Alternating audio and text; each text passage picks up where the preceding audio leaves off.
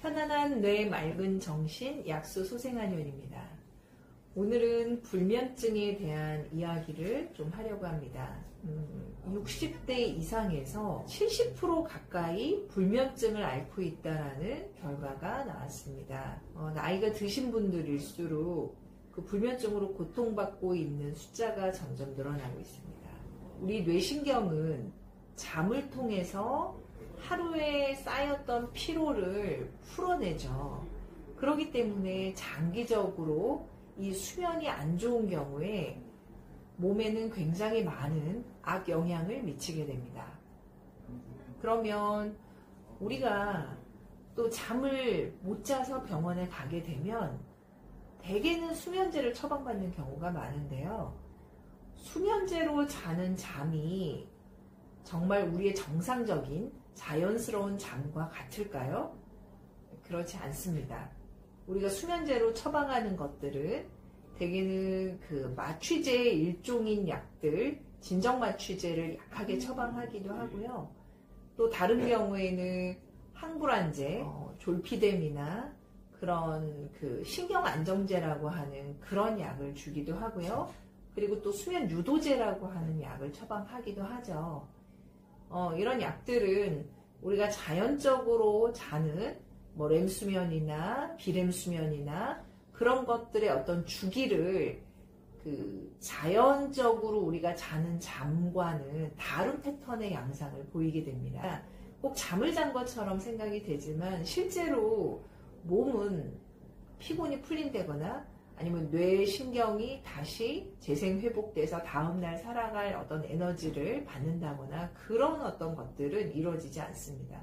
그렇기 때문에 장기적으로 수면에 대한 약들을 복용하시면 나중에는 의존성도 생기고 내성도 생기고 또 그런 자연스러운 잠이 아니기 때문에 이 뇌신경의 노화가 더 빨리 진행되는 것을 볼 수 있습니다. 그러면 우리 한의학에서는 이 불면이라는 상황에 대한 치료를 어떻게 생각하고 어떻게 진행하고 있는지 한번 말씀드리겠습니다. 자, 첫 번째는 잠을 자려고 하면 뇌로 가는 혈류 공급이 좀 원활해야 됩니다. 심장에서 이 뇌로 가는 혈류는 뇌라는 기관은 무게는 한 2%밖에 안 되지만 몸 전체에서 전체적인 혈액량이나 산소 공급량은 몸에서 20% 정도를 사용합니다. 그만큼 활성화되었을 때 에너지 소모량이 엄청난 거죠. 그래서 잠을 잘 때에도 이 뇌로 가는 혈류량이 좋아야 이 잠이라는 과정을 온전하게 유지할 수 있게 됩니다. 그리고 또 두 번째, 우리가 잠을 잔다라고 했을 때 하루 운동하고 활동하고 피곤이 쌓이면 그냥 잔다고 생각하지만 불면증을 앓고 계신 분들은 잘 아실 거예요. 우리가 잠을 자는데 필요한 물질이 적어졌을 때 잠은 자연적으로 오지 않는다는 거죠. 잠을 자는데 필요한 물질이 굉장히 많습니다. 굉장히 여러 가지 호르몬들이 필요하고요. 대표적으로 세로토닌이 장에서 만들어지는 세로토닌이 멜라토닌으로 전환돼서 송과체에서 멜라토닌이 작용해서 어떤 수면의 각성이나 그 수면의 그 패턴들을 조절한다는 사실이 알려져 있고요. 그 밖에도 또 신장의 혈류순환도 좋아서 부신 호르몬이 원활해져야 깊은 수면으로 이끌어주는 그런 작용들도 원활하게 됩니다. 그리고 또 하나, 우리가 이 자율신경은 교감신경과 부교감신경으로 나눠지는데요. 이 교감신경과 부교감신경은 늘 끊임없이 이 서로 상호 간에 플러스 마이너스 이 조절을 하면서 시소처럼 우리 몸의 평형을 유지하는 그런 역할들을 합니다.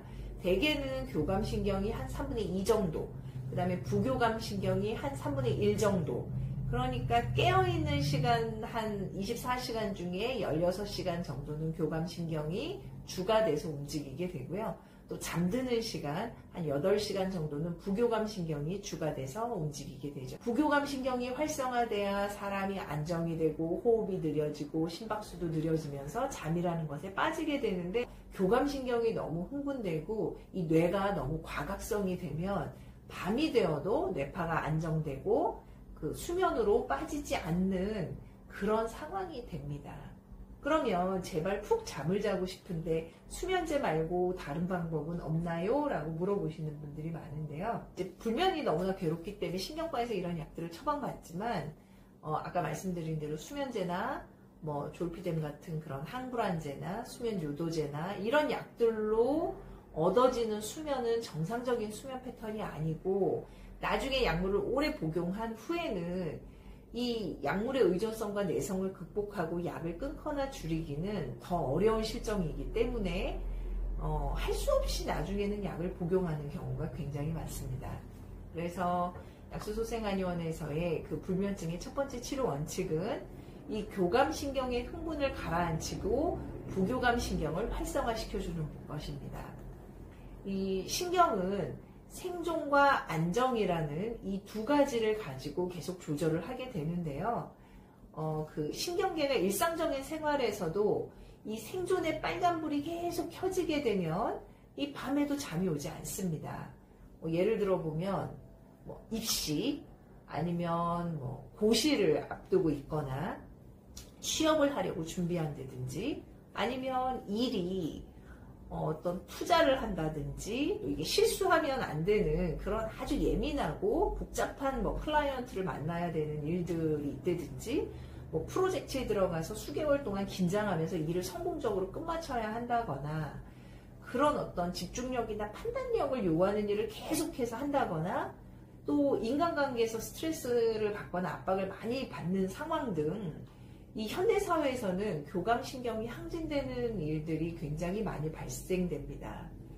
즉 교감신경이 장시간 흥분되어 있으면 안정이나 수면을 돕는 부교감신경계는 활성화되지 않습니다. 그래서 저희는 그 불면증 치료를 위해서 신경을 편안하게 해주고 뇌신경에 만성적인 염증을 배출해주는 한약을 쓰게 되는데요. 우리가 알고 있는 그 우황이 굉장히 대표적인 약입니다. 우황청심환 많이 들어보셨을 텐데요. 우황은 소의 담석입니다. 소의 담석이 사람의 그 간 기능에도 도움이 많이 되고요. 해독이나 그 염증을 배출해주는 능력이 있고 또 우황청심환 우리 놀랬을 때는 아이들 예전에 경기할 때도 많이 썼는데요. 우황포룡환이라는 약도 있고요. 그 우황은 이 뇌에 과각성된 것을 안정시켜주는 작용을 합니다. 그래서 우황을 기본적으로 또 사용하는 경우들이 많습니다. 그 밖에도 신경계를 좋아지게 해주는 사양이라든지 또 그 담즙 배출을 돕고 그 신경을 이루고 있는 신경세포 주변에 있는 그 뇌에 있는 그 신경교세포에 염증을 배출해주는 응담이라든지 그런 약재들을 사용해서 불면증을 치료하고 있고요. 네, 그 수면제 복용하시던 분들이나 항불안제 복용하시던 분들도 약을 줄이시고 이 우황이나 사양 응담 등으로 만든 그 우황해독고나 이런 약들을 드시면서 수면제를 줄이고 아주 숙면을 취한다고 말씀해 주시는 분들이 많으십니다. 그래서 수면제를 쓰지 않아도 우리가 불면증을 치료하는 방법들이 있으니까요. 수면제 복용을 좀 꺼리시거나 복용하시고도 그 효과를 보지 못하고 또 문제가 있었던 분들, 또 수면제에 대한 의존성이나 내성이 걱정되시는 분들은 또 이런 치료를 고려해 보셔도 좋으리라고 생각합니다. 네, 그러면 또 다음에 만나 뵙기로 하겠습니다. 감사합니다.